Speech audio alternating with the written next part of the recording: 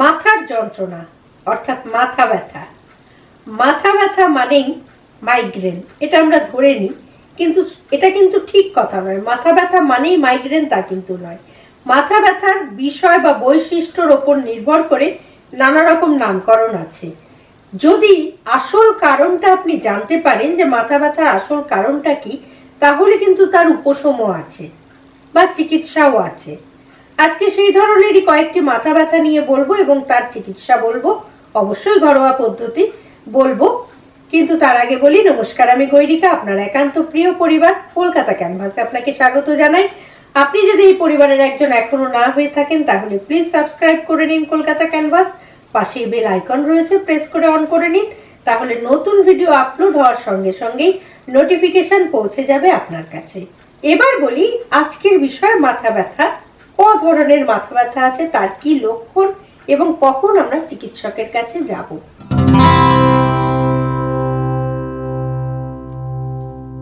প্রথমেই বলি মাইগ্রেন। মাইগ্রেনের পেইন আমরা কি করে বুঝি?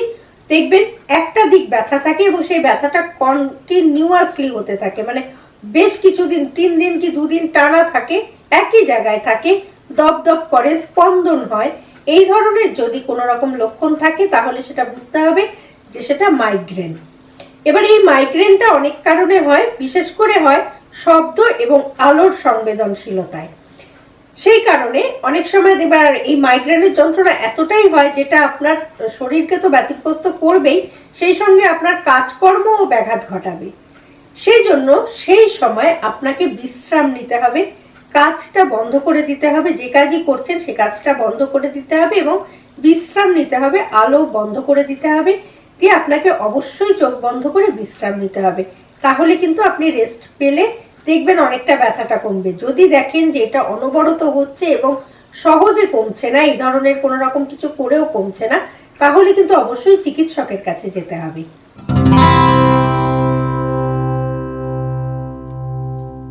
দ্বিতীয়টা হচ্ছে টেনশন হেডেক বা মানসিক চাপ থেকে যে যন্ত্রণাটা হয় মাথার। এটা হয় কি, মাথার চারপাশটা দেখবেন ব্যথা করছে, মনে হয় যেন কোনো আটসাট কিছু দিয়ে বেঁধে রাখা হয়েছে বা কোনো একটা ভারী কিছু আপনার মাথার মধ্যে চেপে রাখা হয়েছে, যেটা আপনার মানসিক চাপ থেকে বা দুশ্চিন্তা থেকে হয়। এই ধরনের মাথা ব্যথা হলে বেশ কিছু ওষুধ আছে যেটা খেলে আপনার চট করে ব্যথাটা কমতে পারে বা 2 ঘন্টার মধ্যে তো সারতেই পারে। সেই ওষুধগুলো কিন্তু চিকিৎসকের পরামর্শ নিয়ে তবেই খাবেন। এই ধরনের যন্ত্রণায় চট করে কোনো পেন কিলার খাবেন না, চিকিৎসকের কাছে যাবেন, অবশ্যই যাবেন, এবং তিনি যে ওষুধটি দেবেন সেটিই খাবেন।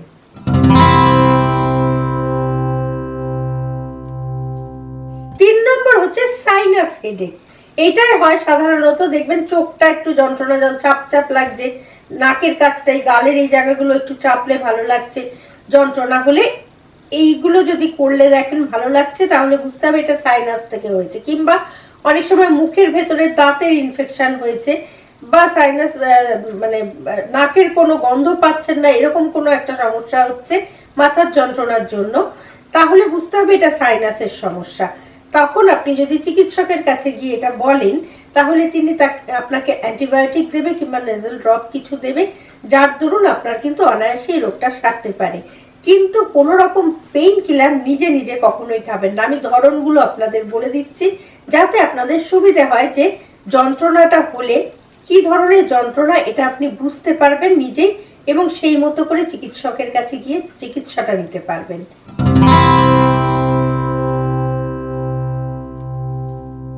Number 4, thunder clap headache.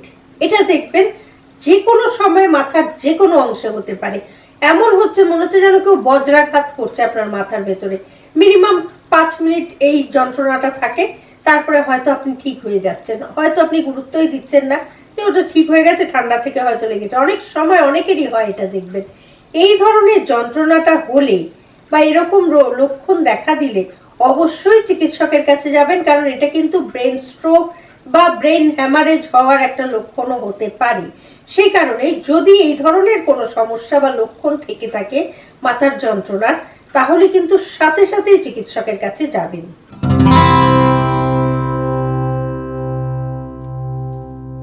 Number 5, cluster headache. এটা চোখের মধ্যে হয়, দেখবেন চোখের পেছন দিকে এই যন্ত্রণাটা হয়, এমন হয় যে মনে হচ্ছে কেউ যেন খোঁচা মারছে। এটা এত যন্ত্রণা হয় যে এটাকে সুইসাইড হেডেকও বলা হয়, মানে প্রচন্ড তীব্র যন্ত্রণা হয়। আপনার চোখ বন্ধ করে থাকতে ইচ্ছা করবে না, জেগে পড়বেন, ঘুমোলে জেগে পড়বেন। এই ধরনের সমস্যাটা যদি হয় তাহলে সেটা খুব কষ্টকর। আর সেই জন্য আপনাকে যেতে হবে অবশ্যই চিকিৎসকের কাছে, কারণ ফেস মাস্ক অক্সিজেন গ্রহণ করতে হবে, যেটা আপনার চিকিৎসক ছাড়া অন্য কারোর পক্ষে সম্ভব না। সেই কারণেই এই ধরনের যদি কোনো লক্ষণ আপনি দেখে থাকেন তাহলে কিন্তু অবশ্যই চিকিৎসকের কাছে যেতে হবে। দেখবেন চোখটা লাল হয়ে যায়, চোখ দিয়ে জল পড়ে, এই ধরনের লক্ষণগুলো দেখা যায় এবং খোঁচা মারার মতো একটা যন্ত্রণা হয় চোখের মধ্যে। তাহলে কিন্তু আর দেরি না করে অবশ্যই চিকিৎসকের কাছে যাবেন।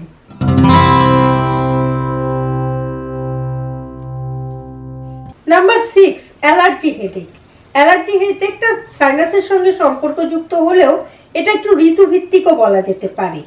এই ধরনের মাথা যন্ত্রণার সঙ্গে সঙ্গে দেখবেন চোখ দিয়ে ঠান্ডা লাগার জন্য হাঁচি হচ্ছে, চোখ দিয়ে জল পড়ছে, নাক দিয়ে জল পড়ছে, এই ধরনের সমস্যাগুলোও কিন্তু হয় এবং মাথার যন্ত্রণাটাও থাকে। সেক্ষেত্রে আপনি অ্যালার্জি হয় এরকম ধরনের কোনো খাদ্য খাবার খাবেন না এবং সাথে সাথে চিকিৎসকের কাছে যাবেন, কারণ তিনি আপনাকে যে ডোজটি দেবে বা যে ওষুধটি দেবে সেটি কিন্তু আপনার পক্ষে যথেষ্ট হবে। কিন্তু নিজে কোনো রকম কিছু খেয়ে অ্যালার্জি বাড়াবেন না, কারণ অনেকের কিন্তু অনেক ওষুধেও অ্যালার্জি হয়। এই ধরনের যদি সমস্যা হয়, মাথার যন্ত্রণার সঙ্গে সঙ্গে দেখছেন চোখ দিয়ে জল পড়ছে, নাক দিয়ে জল পড়ছে, তাহলে অ্যালার্জি হয় এরকম কোনো কাজ করবেন না, এরকম কোনো খাদ্য খাবার খাবেন না, সাথে সাথে ডাক্তারের কাছে যাবেন।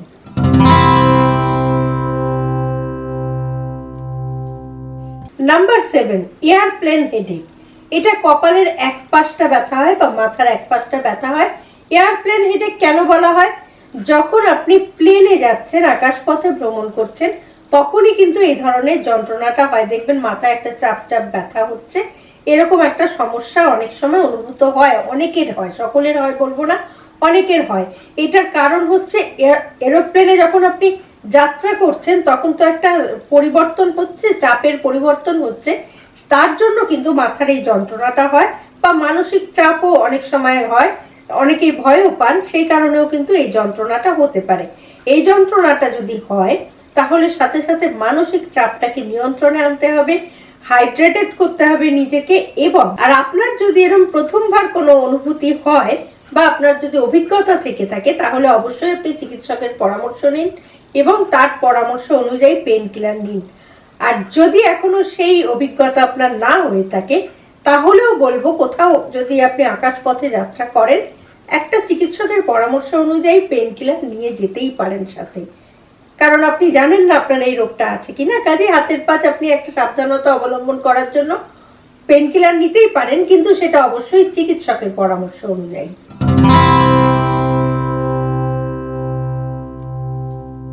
নাম্বার 8, এক্সারশনাল হেডেক বা মাথার যে কোনো অংশে মাথা যন্ত্রণা হওয়া। এইটা সাধারণত কাজকর্ম সংক্রান্ত হয়, কাজের চাপ থেকে হয়, কিংবা কোনো একটা কারণে আপনি উত্তেজিত হয়ে পড়েছেন, এই কারণেও হতে পারে। এই যন্ত্রণাটা কিন্তু 5 মিনিটও থাকতে পারে, আবার 2 দিনও থাকতে পারে। এটাকে অনেকে মাইগ্রেন বলে ভুল করে, কিন্তু মাইগ্রেন এটা নাও হতে পারে, এই ধরনের ব্যথাও কিন্তু হতে পারে। সে কারণেই ব্যথাটা কি ধরনের ব্যথা আপনি বুঝতে তো পারবেন না, যে কোনো অংশে হতে পারে, মাথার একটা পাশ জুড়ে হতে পারে, অসম্ভব যন্ত্রণা হবে, বমি বমি ভাব থাকবে সাথে। এই ধরনের সমস্যা হলে চিকিৎসকের কাছে অবশ্যই যাবেন, তিনি আপনাকে চিকিৎসার পদ্ধতি বলবে বা ওষুধ বলবে, সেই ওষুধটি খেয়ে আপনি সুস্থ হয়ে যাবেন 6 মাসের মধ্যে। যদি মেডিকেল ঘটিত কোনো রকম সমস্যা না থাকে তাহলে এই ধরনের মাথার যন্ত্রণা কিন্তু 6 মাসের মধ্যেই সুস্থ হয়ে যাওয়া যায়। কিন্তু সেই সময় কাজকর্ম করা বন্ধ রাখতে হবে, যখনই এই ধরনের যন্ত্রণা হবে কাজটা বন্ধ করে দিতে হবে। সুতরাং আজকের ভিডিও থেকে বোঝা গেল যে কত ধরনের মাথার যন্ত্রণা আছে। আশা করি এটা বোঝা গেল যে কি কি লক্ষণ দেখলে আপনি অ্যাটলিস্ট একটা আইডিয়া করতে পারবেন যে আপনার মাথার যন্ত্রণাটা কি ধরনের হচ্ছে, এবং সেই মতো করে আপনি ব্রিফ করতে পারবেন ডাক্তারের কাছে গিয়ে, তিনি আপনাকে সেই মতো করে চিকিৎসাটাও করতে পারবেন। সুতরাং একটা জাস্ট ধারণা দেওয়া হলো মাথা ব্যথা সংক্রান্ত, আশা করি উপকারে লাগবে। সুতরাং আজকের ভিডিওটা যদি ভালো লাগে অবশ্যই লাইক করবেন এবং প্রচুর পরিমাণে শেয়ার করুন। সকলের এই বিষয়গুলো জানা দরকার। কমেন্ট বক্সে অবশ্যই কমেন্ট করুন। আর বারবারই বলছি, যে কোনো ওষুধই চিকিৎসকের পরামর্শ ছাড়া কিন্তু খাবেন না। পেন কিলার কিন্তু অযথা যখন তখন যেভাবে খুশি খেয়ে নষ্ট করবেন না নিজের জীবনকে। আর আপনি যদি এই পরিবারের একজন এখনো না হয়ে থাকেন, তাহলে প্লিজ সাবস্ক্রাইব করে নিন কলকাতা ক্যানভাস। পাশেই বেল আইকন রয়েছে, প্রেস করে অন করে নিন। তাহলে নতুন ভিডিও আপলোড হওয়ার সঙ্গে সঙ্গে নোটিফিকেশন পৌঁছে যাবে আপনার কাছে। ভালো থাকুন, সুস্থ থাকুন এবং মাথার যন্ত্রণার হাত থেকে রক্ষা পেতে অবশ্যই চিকিৎসকের কাছে যান। আর সঙ্গে রাখুন, দেখতে থাকুন আপনার একান্ত প্রিয় পরিবার কলকাতা ক্যানভাস। নমস্কার।